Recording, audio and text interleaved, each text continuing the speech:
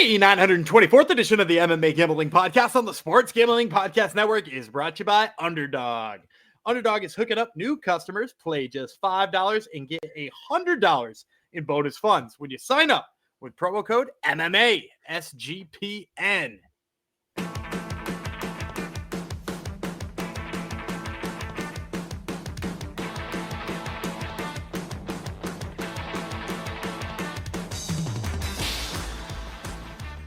Heidi ho, DeGenerinos. Welcome to episode 924 of the MMA Gambling Podcast and Sports Gambling Podcast Network, dedicated to Hot Shine, one of our newer friends in the Discord who was getting annoyed at the Dana White Contender Series predatory parlays that they like to put at the end, acting like Yana actually played those plays, but really it's just a summary of who won and what you could have won if you picked exactly how people won on the fight cards. So yeah, it's a stupid thing that they do. So I'm glad you're one of us, Hot Shine.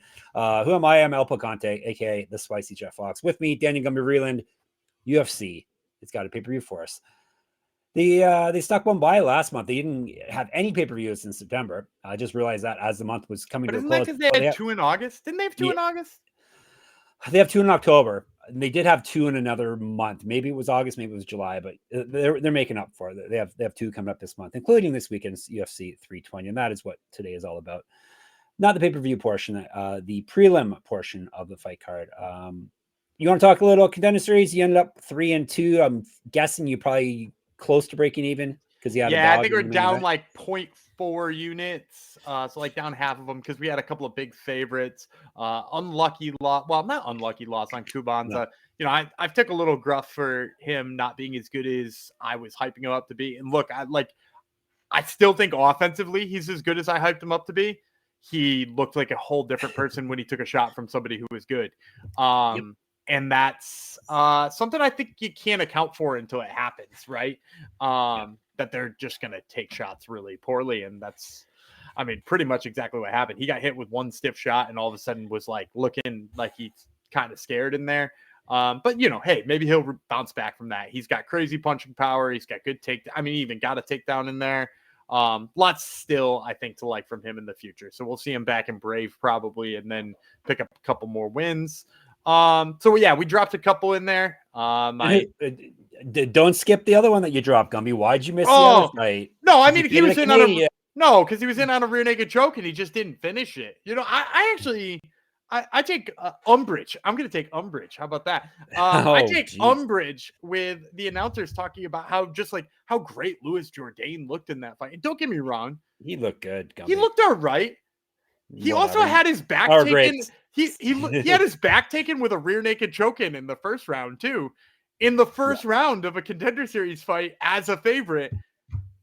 I don't think that's as great as people think it is. And so for me, I was like a little bit questionable with him because he looked good when his opponent started to tire. But like he had his back taken early when everybody was fresh. So I think he's going to have trouble with grapplers in the future. That's my take. But the other guys all look good. You keep hating. Yep. I will keep hating for sure. And Baba Yaga, especially, man. I think I said it on the show. The 1-2 from that dude is just a game changer. It's so fun. He was hitting it before in promotions and stuff like that. So to see him hit it against, a guy of the caliber of, was it Costa in that fight, was real impressive. Yep. More Contender Series in your ears and or eyes tomorrow. Tomorrow's another double day for you. We're going to cover Contender Series. We're running out of those. We're running out of those. Yeah. We're only 2 more weeks to go. Sad. And then all you people are going to leave us, right? No, we still have PFL, right? PFL, Octagon. Make sure you watch our Octagon stuff. Yeah. Watch our Octagon. We want to build up that promotion. It's a fun promotion. Trust us. All right. We're going to talk UFC, but we don't need to hype up UFC. They do enough of that themselves. One thing we should hype up, if you haven't already, make sure you download the SGPN app. It's in your app store for free. Easy access to all of our picks and our podcasts. So the SGPN app. All right. We, of course, today are talking about UFC 320. Nikolay versus Patchy 2. Oh, I love me some rematches. Love a rematch. I love immediate rematches, too. They're my favorites. Going down October the 4th, Saturday. We're doing the 6 p.m. portion of the card first. That's the early prelims. Then we got the 8 p.m. regular prelims, 10 p.m. pay-per-view portion. If you want to go and mortgage your house and get a ticket. It's at the T-Mobile Arena, Las Vegas, Nevada. 14 fights. So at least you get your money's worth, perhaps. Thoughts on the, I guess, the prelim portion, since that's what we're doing today. Anything jump out at you before we dive into it in depth? I was getting ready to talk about this card as being like an amazing card. But it's like, I think it's a little bit top heavy. Like the top of this card is a lot of fun. All 5 of the fights on the prelim portion are a lot of fun. Right. Prelims kind of lacks a little bit of, what I've said before is like, I want prelims to answer a question. And like a lot of these ones are, I mean, like, I feel like I have a lot of the answers already. And if something maybe unexpected happens, maybe I'll have a new question, but I don't have like a question I need answered about anybody except for maybe like, is Patchy Mix actually a fighter, or is he what the hell we did last time? And some of them are seems to be a case, this fighter has one more fight left on the contract and the UFC is just giving them a fight to get rid of them. So which will be the first fight we're going to talk about today, probably. Apparently this, I don't know how they can cut some people, like mercifully. Yeah, that's it. Mercilessly, right? They have no mercy. They just like cut people left and right, but then there's people like, nothing against Brogan Walker, but he hasn't really. She's 0-2 in the UFC and hasn't fought in 2.5 years, and she's still under contract. So I don't know. Stuff like that's weird. I guess she's making nothing. She's making like 10 grand a fight. So I guess that's why. But we're gonna talk about her first. I remember when she had 3 names. Now she's just Brogan Walker. That's how long she's been around. I remember Veronica Hardy when she wasn't Veronica Hardy as well. So we got Veronica Hardy from Venezuela, Brogan Walker from the United States of America. I think she lives in Guam now, though. I guess that's one of your territories anyhow, right? That's correct. Yeah, and she's always been from Guam too. Yeah. They're fighting at 125. I'll tell you about Walker first. The Bear, Brogy, the Bear, is 7-4 with 1 submission. Lots of finishing for her, and she's been knocked out once. So what does Yana say, Gumby? Like you said last night, it's probably going to happen. It's probably going to go over. I got message almost immediately when the event started. Yanni said your line. He said the opposite of what he should say. He said this one's going to go the distance. One obviously it isn't. All right, so 1 submission for her. She's been knocked out once, so all of her fights go the distance. She's 0-2 in the UFC, so she's lost 2 straight, and she's won 1 of 5. Yet she's still employed here. She's not fought since April 2023. She's not won since August 2021. One of those UFC losses was to who? Juliana Miller, Gumby. Yeah, so that's the tough finale. Yeah, she went 2-0 in tough, made it to the finals, and then lost. 3-2 in Invicta. 2014 Pro MMA debut. 3 inches of reach advantage over Hardy. She's been outstruck by 1.66 strikes per minute, plus 5.75. All right, Veronica Hardy, knee Machado. Macedo? It was Macedo, right? Not Machado, because she's not Brazilian. Macedo. 9-5-1. 1 knockout, 2 submissions. She's been knocked out once, submitted once. 4-5 in the UFC, but that is kind of misleading because she's won 3 of 4 and 4 of 6. She took 3 years off from like 2020 to 2023. Yeah, and that's when something she like got that. married, and she got started married to working this with Dan Hardy guy. Yeah, and all different fighters since then. Basically, she did lose her last bout though. She used to fight up a weight class at 135. 7 years younger than Walker. Yeah, Walker is old as well. Better striking stats, more active landing strikes, better grappling stats. She's been outstruck by 0.36 strikes per minute, minus 549. We're in on Hardy, right? Just write the line. Yeah, I'll kick it off. I'm gonna take Hardy. Look, I think when we watched Brogan Walker, we learned a couple of things about her last couple of fights, and one was that like while she fancies herself a grappler, it's like not on her terms. Like, anybody with some like real strength in there is going to kind of manhandle her. And, that's one of the things that's always been true about Veronica Hardy is she's like very physically gifted. Mm-hmm. And then when you add to that, like Veronica Hardy hits so hard, even though she's only got 1 knockout, like she really does bring the heat when she throws. She's going to be classes better on the feet and like probably be able to wrestle if she wants to. So of course I'll take Veronica Hardy. Yeah, she's going to woman handle her, right? Yeah, for sure. It's going to be bad. All right. Lock it in. Veronica Hardy is the pick. All right. Next fight. Odds a little bit better. About half of what we have on the first fight, which is good. It is a men's 170-pound fight. It will be welterweight. Ramiz Brahimaj versus Austin Vanderford. A couple of Americans going at it. I'll tell you about Brahimaj first. 12-5. 1 knockout, 11 submissions. So he's finished everyone. He's been knocked out himself once. 4-3 in the UFC. He's won 2 straight and 3 of 4. Both of his past 2 wins have come via finish. 2014 Pro MMA debut. 2 years younger than Vanderford. He's been outstruck by 1.67 strikes per minute in the UFC. He's at plus 260. The gentleman, Austin Vanderford, 13-2, 5 knockouts, 3 submissions. He's been knocked out twice. 1-0 in the UFC. He's won 2 straight. Before that, he lost 2 straight. His past 2 wins both came via TKO. He's not lost since August 2022. He used to fight at 185. He went 5-2 in Bellator, RIP. 1-0 on the Contender Series. That was very strange why he didn't get a contract. You got to finish. He's Paige Van Zant's husband, and they didn't sign him, which was weird. Yeah, I can't remember why, but I think he was was wrestle heavy early in the fight. Yeah. Yep. And then they needed him last minute, and he came into the UFC and won. So there you go. 2-2 as a pro grappler, an inch of height, 2 inches reach over Brahimaj, better striking stats, more active landing strikes than Brahimaj as well. And he's outstruck his opponents by 1.42 strikes per minute, minus 270. Give me the gentleman, Austin Vanderford. Brahimaj needs to grapple to win fights. Vanderford's a good grappler and wrestler, and more importantly, he's way better on the feet. I think he's going to blast him on the feet. So give me the gentleman, Austin Vanderford. Yeah, I like Brahimaj. I pick him, I think, every single chance I get. I'm a fan of Ford's MMA and, all of his wrestling and whatnot, but just this is an awful matchup for him. I think Vanderford is, way too fast for him on the feet, way too good of a boxer. Vanderford's only ever lost by knockout. So when somebody can, sort of bring the heat to him, what's Brahimaj got a single knockout in his career and 10 submissions. Yeah. He's not going to outbox him. He's not going to ground and pound him. I don't think he can wrestle him. Vanderford's got a pretty damn good takedown defense. I think this is Vanderford kind of whatever way he wants. I even think he could take Brahimaj down. We saw that a little bit when, was it Court McGee who fought Brahimaj? Sounds familiar. Yeah. Yeah. I feel like Vanderford could go that route too. So yeah, I'll take Austin Vanderford here. You think he's going to finish him?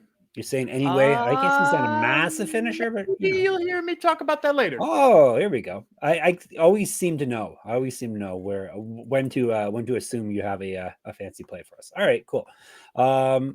Let's get you one more, and then we'll tell you about some lovely sponsors. We're sticking at 170. Punahele Soriano. He's from United States of America. Nikolay Veretennikov, not Russia, Kazakhstan. 3 5-minute rounds. We'll tell you about Veretennikov first. 13-6, 9 knockouts, 1 submission. He's been knocked out twice, submitted once. 1-2 in the UFC, so he's won 1 of 3 and 4 of 6. But he did win his last fight. Probably saved his UFC career with that one. 0-1 in the Contender Series because he lost to... Is it Billy Goff? I think it was, but now I have to look it up. I just expect you to automatically nail it, but now let me see who he lose to. He still ended up in the UFC though, so no harm, no foul. He lost to someone way better than that, Michael Morales. Did he fight Billy Goff later? Let me see. Why do I remember him fighting Billy Goff?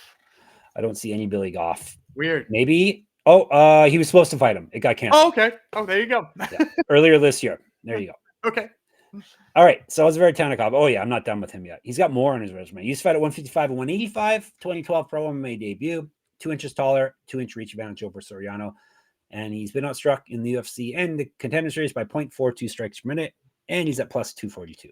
Puna is his nickname, or Story Time. Much better nickname for Soriano. 11-4, 7 knockouts, 2 submissions. He's been knocked out once, submitted once. He's 5-4 in the UFC. However, he's won 2 straight. Before that, he lost 2 straight. He's won 3 of 7. Knockout win in his last bout. 1-0 in Contender Series. Has fought at 185 and heavyweight. 3 years younger than Veretennikov. More active landing strikes and better grappling stats. He's outstruck his opponents with 1.12 strikes per minute, minus 225. It be you. Yeah, I'm going Puna. Yeah, I mean, the big problem for me is just how bad did Veretennikov look grappling Austin Vanderford, right? Because this is where I got sold on Austin Vanderford. Is right.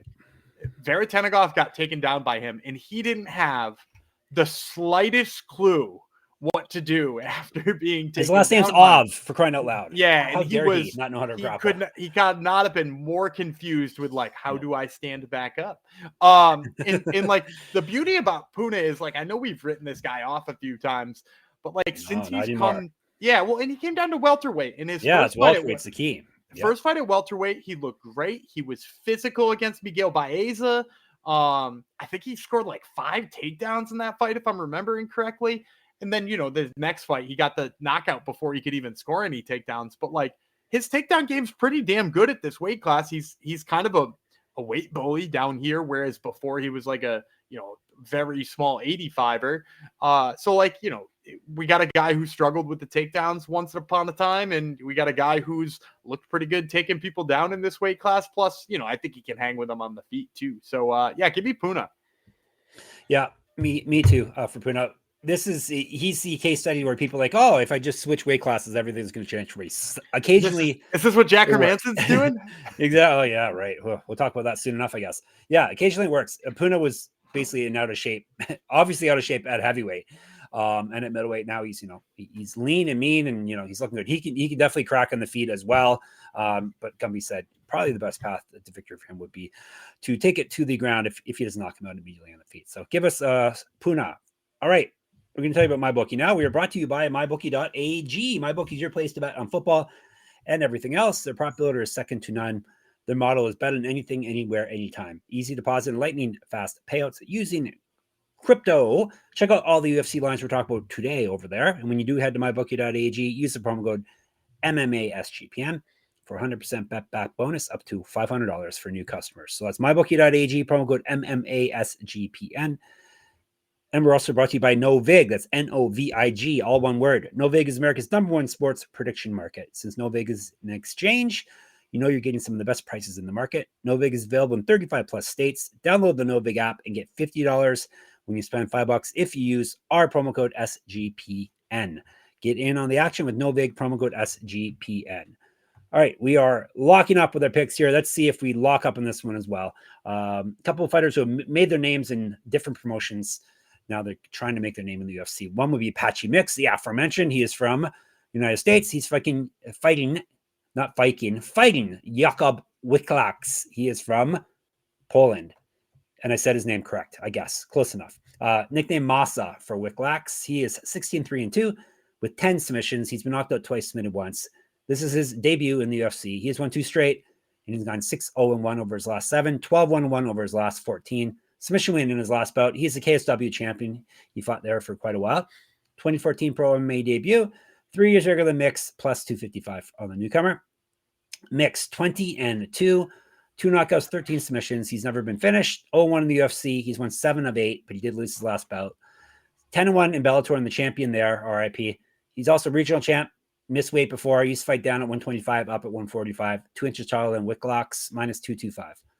All right, here's where I'm going to get in on a dog, especially at these numbers. I'm not paying minus 225 on Mix for how horrible he looked last fight. I'm hoping Wikłacz does not seize up like Mix did in his UFC debut. He is used to fighting in front of massive crowds because KSW does. This will probably seem like a step down for him. KSW does massive promotions and massive stadium shows and stuff. He's just amazing on the ground, and kind of Mix kind of has to. He basically doesn't kind of have to. He has to grapple to win fights. I like Wikłacz on the ground.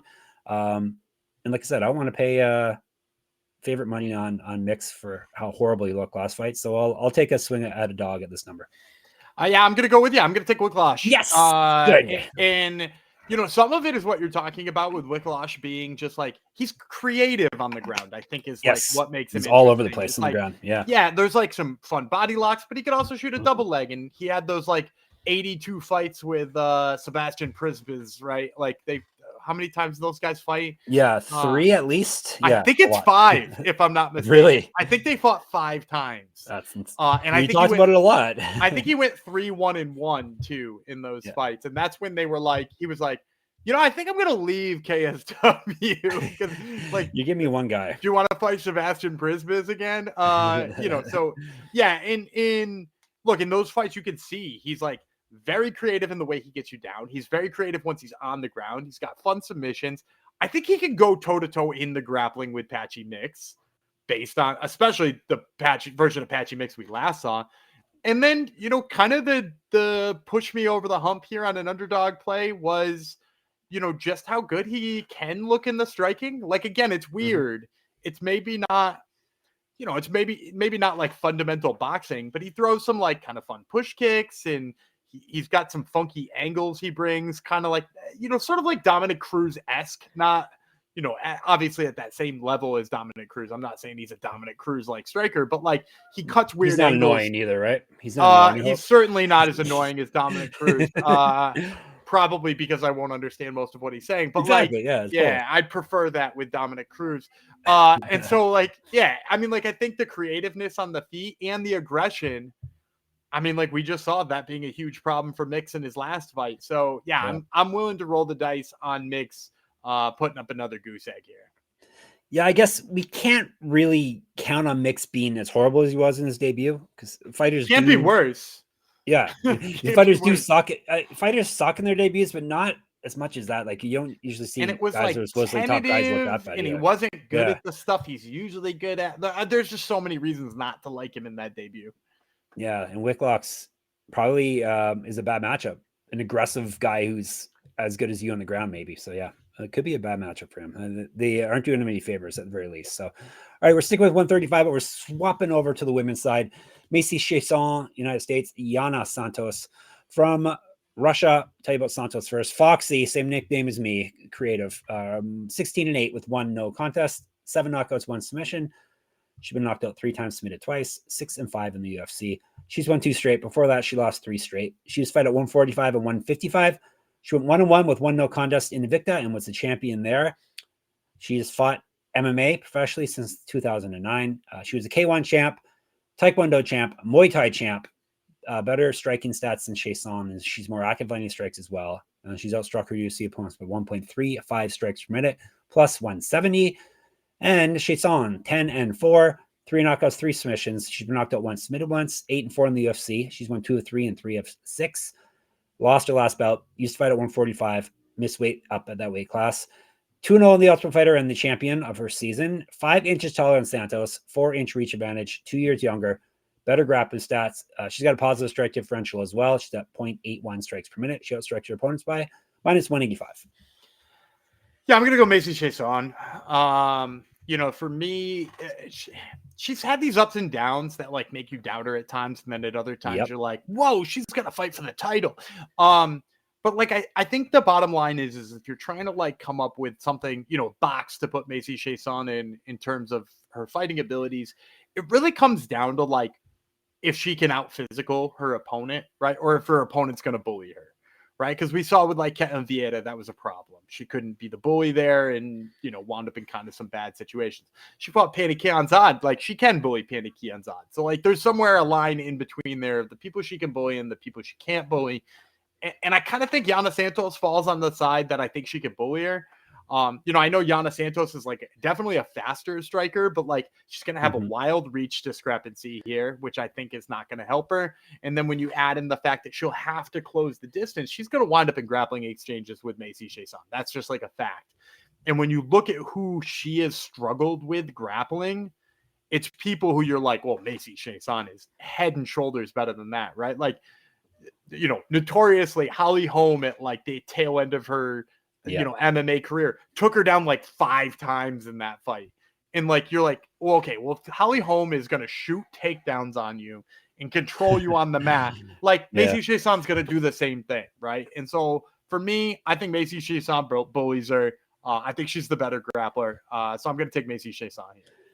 Yeah, I am as well. I was contemplating Santos because, as you said, Chiasson not very consistent. Like sometimes you're like, oh, she looks really bad in here, but this should be a pretty straightforward matchup for her. She's got new parent strength too. We've seen that before. Oh yeah, she recently just had her first she's kid, a mother now. so, there you go. Yeah, there you go. Okay. There you go. That changes everything. The new parent thing always. Yeah, exactly. Yeah, I got something to fight for now. It's more focused fight camp. The sound bites. Yeah, I've heard it all. Just grapple. Okay, that's all. That's all we're saying. Don't try to show us that you can strike. Just grapple. All right, and then you should be able to win the fight. All right.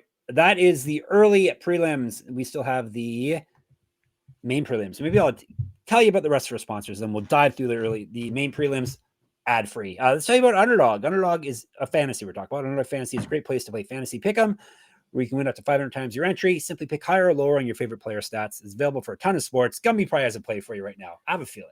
Sure. Baseball still in full swing here. We got game 3 of one of the wild card series on Thursday. We got the Tigers versus the Guardians. Slade Sessione is going to be throwing for the Guardians. And right now, Underdog's prediction on his strikeouts is only set at 3.5. Last time he faced the Tigers, he racked up 5. I think, nobody in this series is hitting particularly well, so I'll take the higher than on Slade Sessione's strikeouts. That's another name I don't know, Slade Sessione. I probably should if he's starting a game 2 or game 3, but game three, yeah. Never heard of him. Good name though. Good name. Underdog's got a brand new offer for new customers. Play just $5 and get $100 in bonus funds when you sign up with code MMASGPN. Rhythm, RTHMM. Rhythm is off to a great start in college football and the NFL. Rhythm has introduced a leaderboard with weekly cash prizes just for tracking your bets in the app. Track 5 bets of the same type from any model you build, and you can win $1,000. Check out. Oh, Gumby, do you have a play for us? Actually, I always kick this to you, don't I? Sure. NFL usually make you. Yeah. We'll go back to the NFL. Cowboys playing the Jets this week. The Jets are god awful. They just got blown out of the water by the Dolphins on Monday Night Football. Now they got a short week to prepare for the Cowboys, who just hung 40 points on the Packers. Cowboys only laying 2.5. So give me the Cowboys, and they cover that 2.5. All right. See if Rhythm agrees with Gumby. You can use our promo code SGPN25 when you download the Rhythm app for 25% off your first month. So download Rhythm, that's RITHMM, and use our promo code SGPN25. All right, we're kicking off the main prelims. This should be a fun one. 145 featherweight. Daniel Santos from Brazil. Zhu Sang Yu from South Korea. So I'm going to have a bunch of jokes about the Yu thing. He is Zombie Junior. You, not you, me. No, you. You is Zombie Junior because he is a Korean zombie protege, right? Yes. I forgot that this. So it took me a second too, because this is the other you. It's not jiu-jitsu. It's the other you. It's not jiu-jitsu. It's the other you. Yeah. This is not you. Yep. This is you. Yeah. Yep. So maybe are you going to change your pick now that you know what you it is? It's not. No, I know what you this is. I realized it as I was prepping the fight, and I was like, oh, this isn't jiu-jitsu. This is the you with that I know flash you knockout in his first fight. Yeah. You're like, I know you. Oh, Gumby's trying to downplay it. Flash knockout. He's 9-0.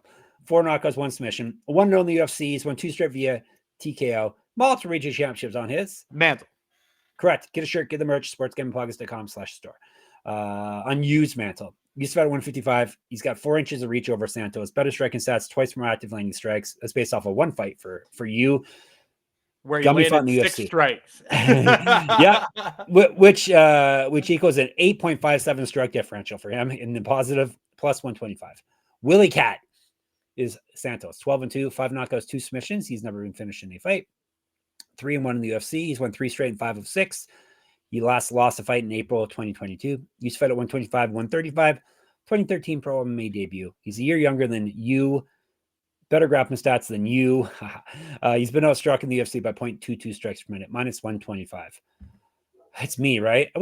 I know who you're taking, though. This is a tough one for me, Gumby. This isn't, I know what side How do you know who I'm taking? I read your article. I support you, Gumby. Oh, look at that. Yeah, you ignore everything I do, but I read your article. Basically, because I don't want to write the same article as you. That's why. I'm going to go with you. I think it's more fun for some reason. Not just because of the flash knockout. I think he's a better striker. Obviously, the takedown defense is a concern, but I've watched tape, Gumby. He is good at stuffing takedowns. I don't know if he's good at stuffing takedowns at this level because he's, that's talking regional scene, but I think he's got a takedown defense and he obviously can crack. I do like Santos though, but I think I'll go dog here. Yeah, I like Santos too. And I like multiple things about Santos. I like that he could take a punch because I think that's Yu's only path to victory here. Is like, yeah. I don't think he's going to outpace Willie Cat. I don't think he's going to out wrestle Willie Cat. I don't think he's going to outdo anything except for maybe to land a knockout blow. I think if you are in on the underdog play on you, might as well take the KO prep. Might as well up the number because I don't think he's got the ability to go 15 with Willie Cat being as wild as he is. And I'm also just going to throw this out here too. Like, I really do think while we've kind of looked at Willie Cat as if he was like, a striker primarily when he came in, right? Because he was throwing all kinds of weird strikes fresh out the gate. This dude is a really solid wrestler. Like he went in there and he out wrestled John Castaneda for a large portion of that fight. And that's like all that guy does is wrestle. Wrestle and throw a big overhand right. And so like he went in there and out wrestled that dude. I think he picked up 6 takedowns in his last fight against Young Lee. Like, I just think he's got all of the right tools to deal with it. As long as he stays away from that counter right from you, I think he cruises in this one. So yeah, I'll take Santos in this one. Yeah, I'm looking forward to this one. Should be an interesting fight. This might be one of the most fun fights on the card. Yeah. Yep. All right, we're going down weight class. We're going to bantamweight now. Farid Basharat, he is from Afghanistan. Chris Gutierrez from the United States. Let's break her down. They're at bantamweight. We'll tell you about Gutierrez first. El Guapo is 22, 6-2, 9 knockouts, 1 submission. He's been submitted once. He is very durable. That's 30 fights.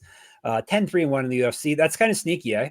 That's he's really good in the UFC. Yeah, that's a fantastic UFC record. For and the 3 are legit as hell too, if I'm remembering correctly. I think you're right. Yeah, I don't have it off the top of my head, but yeah, I remember they were all good opponents. He has won 2 straight and 3 of 4. He's fought at 145. He went 1-1 in the World Series of Fighting. I won't say RIP because that just turned into PFL. Multiple regional championships on his mantle. Correct. Get a shirt, get a merch, get all the good stuff at sportsgamblingpockets.com/store. 1-0 Bellator. I will say RIP to that. 2013 Pro MMA debut. An inch taller than Basharat. Better striking stats. More active landing strikes than Basharat. He's outstruck his opponents with 1.94 strikes per minute, plus 400. Ferocious Farid Basharat is 13-0. 1 knockout, 6 submissions. 4-0 in the UFC. 1-0 contender series. He has fought up a weight class as well at featherweight. He's got a 4-inch reach advantage over Gutierrez. He's 6 years younger. Better grappling stats. He's outstruck his opponents with 1.79 strikes per minute, minus 333. A wide line. I don't think it should be this wide. Go ahead. Yeah, and I went back and forth on it for that exact reason. And I ended on, you might as well roll the dice on Gutierrez. Like, I'm going to, it's not that I necessarily think he's better, but I think this is like a plus 160 fight for Basharat. And you can get twice that value on Gutierrez right now.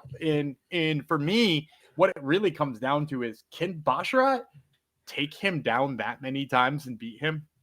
Because he's going to need to, right? Like, not that Basharat can't strike a little bit. He throws those push kicks. He's, light on his feet. But, like, is he going to beat Chris Gutierrez striking-wise? No. I don't think so. I think he's going to have to grind it out. And, like, Gutierrez gets taken down. It happens once in a while. But that dude pops right back up and has got crazy cardio. And I think he's probably the better striker here than Basharat. So, like, as long as he stays in Basharat's face, maybe he puts Basharat in the back leg so you can't wrestle as much. I think you're going to see plenty of leg kicks here from Gutierrez. Like, I just think El Guapo is good enough to give Basharat a really tight fight. I mean, like, maybe the best play here for me, if it's, if you can't get there with me and take Gutierrez on the underdog play, maybe Gutierrez plus 3.5.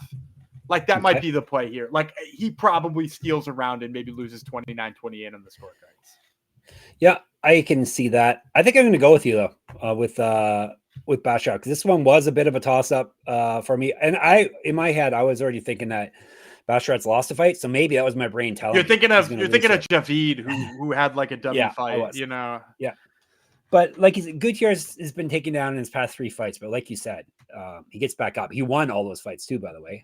So that hasn't stopped him. And Basharat doesn't really have stopping power on the ground, not power, but submissions on the ground or on the feet. So like you said, Gutierrez is going to have time to pop back up and make his life miserable for him. I'm just going to throw this one out here too. So I just said, because I threw this out and I wanted to make sure I had a number for it. So I said Gutierrez plus 3.5.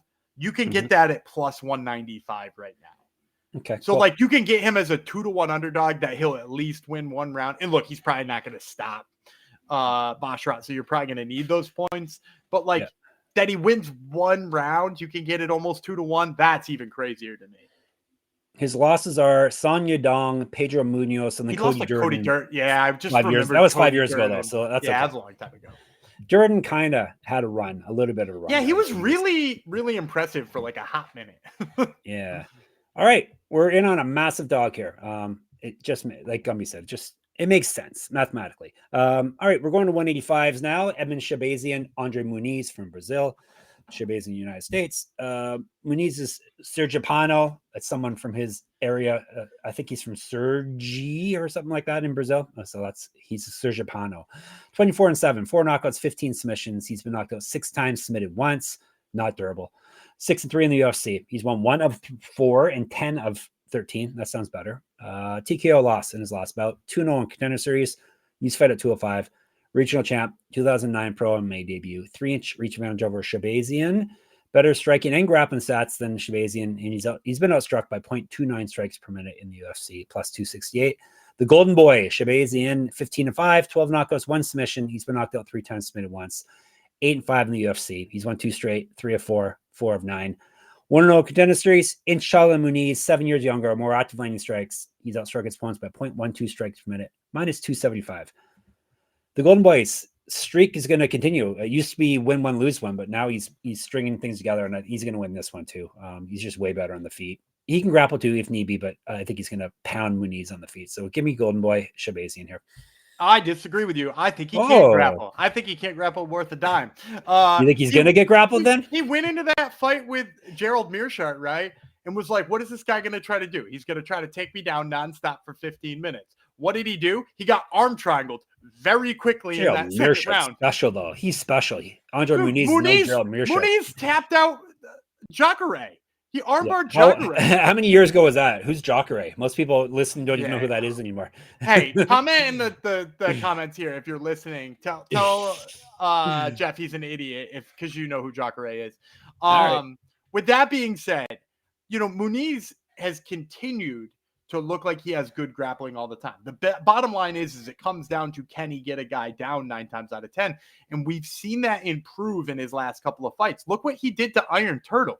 He took that dude down like 100 times in that fight. He took him down. Like Iron Turtle. I like that guy. I love Iron Turtle. And what's Iron Turtle great at? Grappling and scrambling. And what did he do? He got taken down 5 or 6 times in the first round alone by Muniz. And so, like, for me, we've already seen the holes in Edmen Shahbazyan's grappling defense, right? Like, we've already seen him have an issue with submissions.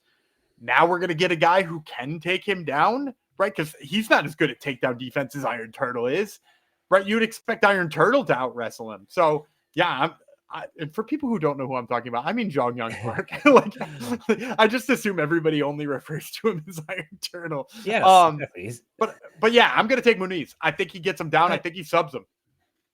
All right. Oh, there you go. Maybe we'll hear more about that tomorrow. All right. I'm not willing to go out and fight for Edmen Shahbazyan. So quite all right. I'm trying to goad you into a fight. You're not into it. You're not going to push me in the corner about him like you have with other people for sure. Like Cameron Simon. Tell me you think Cameron Simon is good. Shahbazyan's far too inconsistent for that. So, all right. We're sticking with middleweights.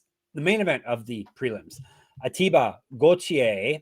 He is from Cameroon. He's fighting a newcomer, Trey Ston Vines. So it's Trey apostrophe Ston Vines.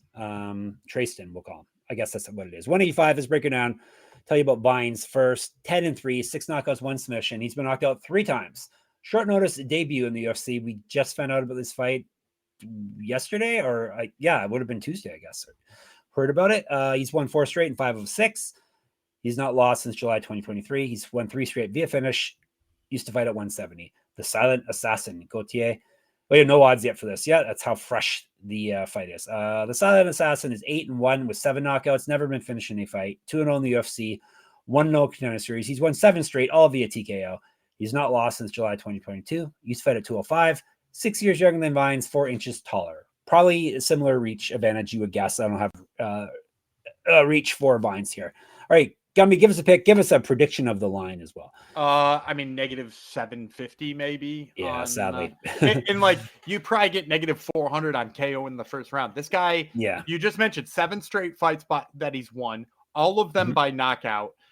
One of them made the second round. And then you look at Tristan Vines, and that guy has 3 losses on his career, all of them by first round knockout, into plenty of guys who hit less hard than Atiba Gauthier. No offense to Raheem Forrest, but like, that dude doesn't hit like Atiba Gauthier. So yeah, first round knockout. This one should be over very quickly. There you go. We are done. Let's give you a recap, and then we'll come back tomorrow with 2 more episodes. Both have Gautier. I have Shahbazyan. He has Muniz. Both have Gutierrez. That's a big dog for us. You have Santos. I have you. Let me mark you down for Santos. And then in the early prelims, both have Chiasson. Both have Wikłacz. Both have Soriano. Both have Vanderford. Both have Hardy. All right, you're set. You can chat with us in the Discord, sportsgamblingpodcast.com/Discord. In the comment section at MMA Gambling Podcast on YouTube. Thank you for subscribing. If you have not already, please do. YouTube, SGPN, not YouTube, Twitter, SGPN MMA is the handle. He's at Gumby Vreeland. I'm at Jeff Fox Writer, at Jeff Fox Writer on Instagram as well. Go to my Substack. Subscribe right now at moneymma.substack.com. Not only do you get my writing on MMA, a lot of stat-based stuff, but you also get to enter a free UFC pick'em contest every week. So moneymma.substack.com. You must also listen to Gumby's other podcast. It's called Top Turtle. Haven't heard it yet this week. So who's on it, Gumby? We actually had a shuffling. So I know I told you different things on Sunday and Monday, but we still have Ozzy Diaz, who unfortunately had to pull out of his fight. He was supposed to fight at Gautier. The curse. So it's still a good interview, though. So I was like, we're going to publish this anyway. And then closing out the show, we now have Richie Smolin, who is fighting at Octagon 77 against Yvonne Booking here this weekend. Right. Bookie. All right. Excellent. So check out Top Turtle. Of course, you can check out all of our stuff at sportsgamblingpodcast.com, sportsgamblingpodcast.com/store, sportsgamblingpodcast.com/Patreon. We'll be back tomorrow. El Guapo Jeff Fox. What should your name be? Story time, Gumby Vreeland. We'll talk to you tomorrow.